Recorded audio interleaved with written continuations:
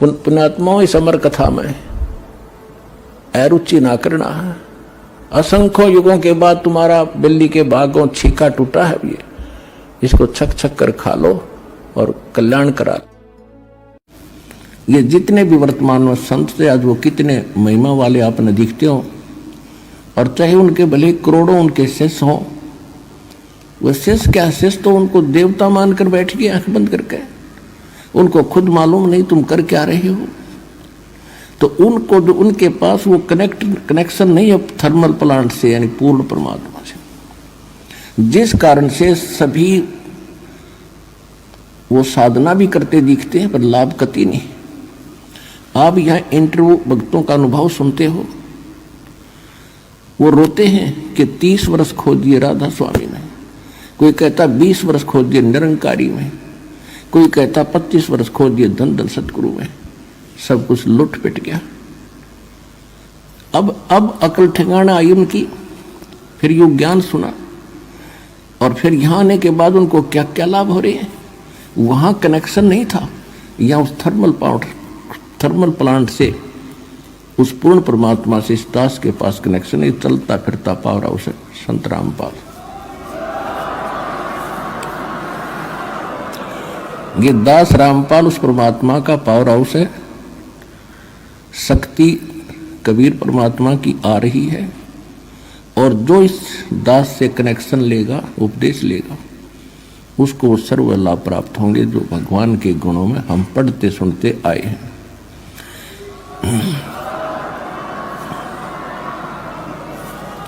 यदि मर्यादा में रहोगे, सच्चे दिल से भक्ति करोगे, तो आजीवन लाभ मिलेगा। आप सुखी होगे, आपके परिवार सुखी होगा, 101 पीढ़ी पार होगी आपकी। लिख लेना वैसे कितने कोने में 101 पीढ़ी पार होगी। कि भेड़ पूछ को पंडित पकड़े, ये बादो नदी बिहंगा, गरीब दास वो भव जल डूबे, जान नहीं साध सतसंगा। भादुआ के अंदर बहुत वर्षा होती है और दरियाएं अपनी चरम सीमा पर बह रही होती है। उनका जल भंवर पड़ते हुए चल रहा होता है, बह रहा होता है। कहते हैं ये संसार रूपी एक ऐसी दरिया है जिसमें बहुत भयंकर भंवर भी पड़ रही हैं और बहुत गहरा जल है। इससे पार होने के लिए ये पंडित यानी विद्वान पुरुष भेड़ की पूंछ पकड़े बैठे हैं और हमें भी यही सलाह दे रहे हैं। शास्त्र विधि त्याग कर मनमानी पूजाएं कर रहे हैं। ये ब्रह्मा विष्णु महेश के आश्रित होकर के और पूर्ण मोक्ष की आशा लगाए बैठे हैं। ये भेड़ पूंछ को पकड़ रखा है। और भादो नदी बिहंगा, ये विकराल रूप धारण करके संसार रूपी सागर में हम घूम रहे हैं। और गरीब दास हुए भव जल डूबे, इस संसार रूपी इस सागर में ये यही डूब जाएंगे। पक्षियों की योनि प्राप्त करेंगे। जहां नहीं साध सत्संगा, जिनको संत का सत्संग नहीं प्राप्त होता, तो वो गरीब दास वो भव जल डूबे, जहां नहीं साध सत्संगा। तो आप जी के ऊपर कितनी कृपा उस परम पिता की, और आप कितने कृपा पात्र उस भगवान के। सभी बहन बेटी भाई बुजुर्ग बालक बच्चे, आपकी किस्मत का अंदाजा लगाया नहीं जा सकता। आज सारा दिन इंसान इतना बिजी हो गया केवल माया की दौड़ में, और मिलना मिलाना कुछ नहीं। कोशिश करते हैं, लाभ प्राप्ति की हो जाती है दूनी हानि, फिर सोचते हैं अगली बार शायद घना सूत बैठ जाए, दाव लग जाएगा। दाव दूर तक कुछ लगना ना, यो अनमोल जीवन जरूर व्यर्थ हो जाएगा आपका इसी ओछी आशाओं में।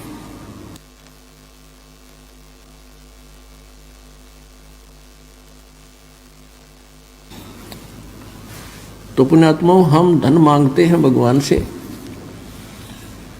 और भगवान आपको क्या देना चाहता है उससे आप परिचित नहीं। परमात्मा आपको यहां से मुक्ति देना चाहते हैं। तीन लोक का राज जीव को जय कोई दे, लाख बधाई क्या करे जय नहीं नाम से ने।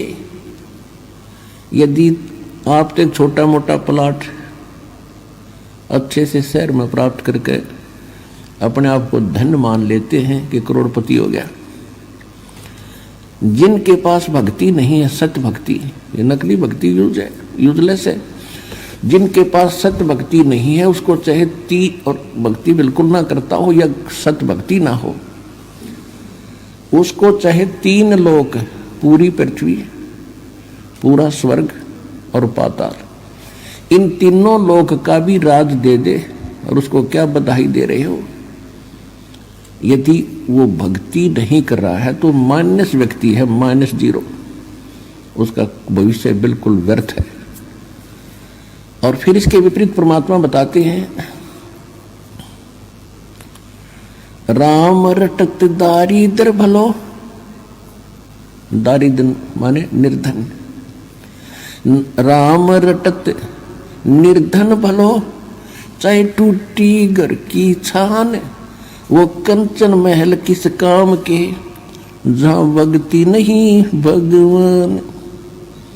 जहां पर परमात्मा की भक्ति नहीं है, कहते वो सुंदर महल भी व्यर्थ है और एक निर्धन व्यक्ति और सत भक्ति कर रहा है, चाहे वो इतना निर्धन है कि उसकी झोंपड़ी की छत भी टूट रही हो, झोंपड़ी में की छत भी टूट गई हो और राम रटता हो, वो उस तीन लोक के मालिक से भी परमात्मा की दृष्टि में ज्यादा महत्वशाली है, महत्वपूर्ण है, ज्यादा प्रिय है, वैल्यूएबल है। अब क्या बताते हैं, कबीर सब जग निर्धना, धनवंता ना कोई, धनवंता सो जानियो, जिस पर राम नाम धन हो।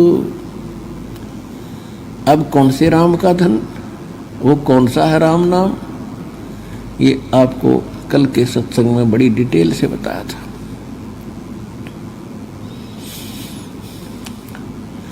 आज आपको सुनाएंगे कि ये शुभ दिन आप हमारे लिए कितना महत्वपूर्ण है। यदि परमात्मा ना आते, अपनी प्यारी आत्मा गरीबदास जी को ज्ञान ना सुनाते और अपना प्रत्यक्षदर्शी ना बनाते, तो आज हम कैसे निर्णय करते कि हु इज गॉड, कौन है परमात्मा और उसकी कौन सी भक्ति है सही। तो ऐसा निर्मल ज्ञान गरीबदास जी को परमात्मा देकर गए और उसको सब, क्योंकि ये हमारे अध्यात्म सिलेबस है और सिलेबस को समझने के लिए टीचर की आवश्यकता होती है। अब जैसे एक विद्वान पुरुष ने पुस्तक लिख दी, सिलेबस बना दिया, वो सिलेबस बनाकर वो अपना चला गया, तो उसको समझने के लिए टीचर चाहिए और लिखने वाले लेखक के सत्र का हो उसका ज्ञान, तो तभी तो सिलेबस को समझा सकेगा। तो आज तक या तो ये महापुरुष स्वयं थे जिनको भगवान मिले, या परमात्मा ने वो तो को तो ज्ञान था ही है, उसके बाद इस दास पर दया करी है, ये आध्यात्मिक टीचर विश्व में आपके लिए तैयार करके भेजा। पूरे विश्व का उद्धार होगा, क्योंकि सबको भगवान की आवश्यकता है।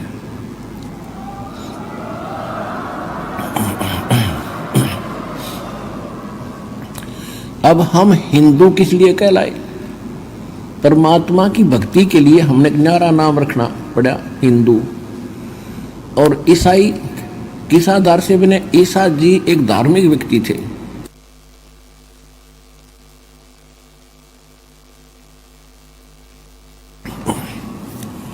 और उन्होंने जो अध्यात्म लेक्चर दिए, ज्ञान दिया, उसके आधार से अन्य साधनाएं छोड़कर उसके अनुयायी बन गए। तो परमात्मा के लिए ही हम अलग से ग्रुप बनते चले गए। उन्हीं में से फिर मुसलमान बने, क्योंकि उस समय यहूदियों में, ईसाइयों में वो भक्ति नहीं रही थी जो ईसा जी निर्देश कर गए थे।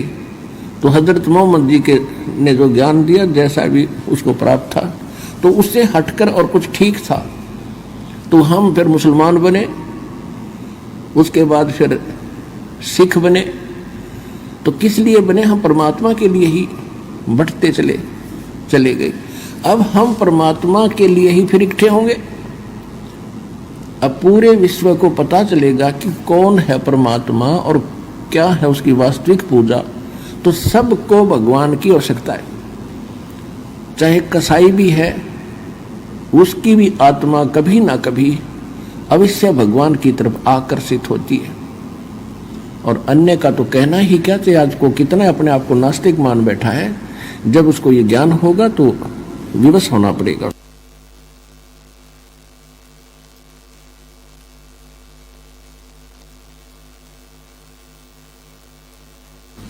अब नास्तिक क्यों हुए? नास्तिक ऐसे हो गए कि जो साधनाएं हम करते रहे और जिन गुरुओं के पास हमारे पूर्वज जाते रहे, वो उनको साधनाएं भी और जंतर मंत्र भी और दान धर्म की सारी शिक्षा देते करवाते रहे। उनको फिर भी कष्ट पे कष्ट आते रहे, क्योंकि वो साधनाएं शास्त्र विदिता क्रम मनमाना आचरण था, जिस कारण से धीरे धीरे ये होने लगा कि भगवान कहीं नहीं है। क्योंकि भगवान से मिलने वाली राहत हमें विधि मिली है कोई नहीं। अब जैसे बिजली के गुणों में लिखा है कि पंखे चलाती है, पानी निकाल देती है, अंधेरे को उजाले में बदल देती है, और जिस किसी ने कनेक्शन गलत ले रखा हो, किसी नकली था, फिटिंग भी करवा रखी है, सभी पंखे और ट्यूब भी लगा रखी है, और कनेक्शन दे रखा है वो पीछे कनेक्टेड नहीं है, जिससे वो पावर हाउस मान के जहां से कनेक्शन ले रखा है उसका आगे कनेक्शन नहीं है, वो नकली पावर हाउस है। उससे कनेक्शन लेकर के वो गुण प्राप्त नहीं किए जा सकते जो बिजली के अंदर हैं।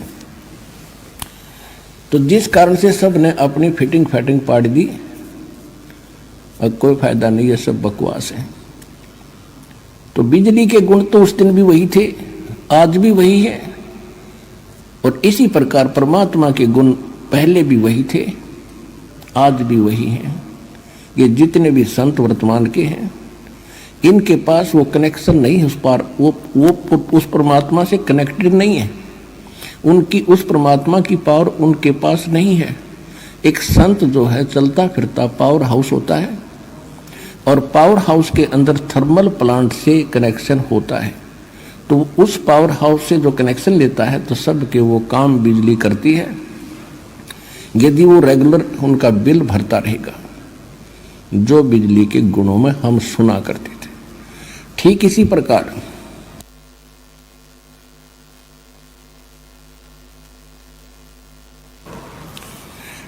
प्रकार ये जितने भी वर्तमान में संत थे, आज वो कितने महिमा वाले आपने दिखते हो, और चाहे उनके भले करोड़ों उनके शिष्य हों, वो शिष्य क्या, शिष्य तो उनको देवता मानकर बैठ गए आंख बंद करके, उनको खुद मालूम नहीं तुम कर क्या रहे हो। तो उनको जो उनके पास वो कनेक्शन नहीं है थर्मल प्लांट से, यानी पूर्ण परमात्मा से, जिस कारण से सभी वो साधना भी करते दिखते हैं पर लाभ कति नहीं।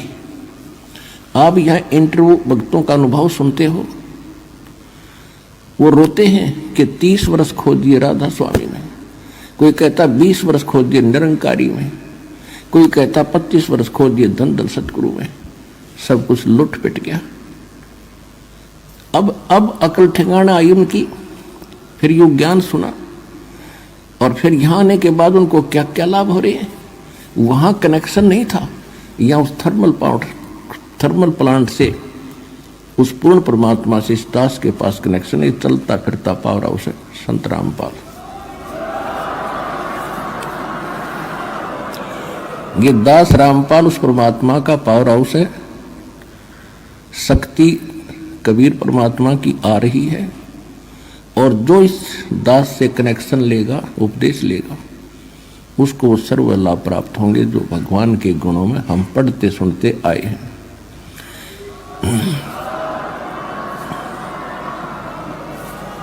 यदि मर्यादा में रहोगे, सच्चे दिल से भक्ति करोगे तो आजीवन लाभ मिलेगा।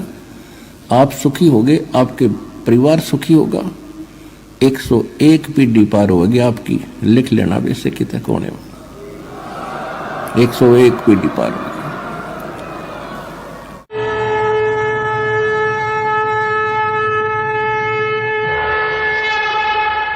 हमसे जुड़े रहने के लिए हमारे YouTube चैनल को सब्सक्राइब करें और नई वीडियो की नोटिफिकेशन के लिए बेल आइकॉन को दबाएं।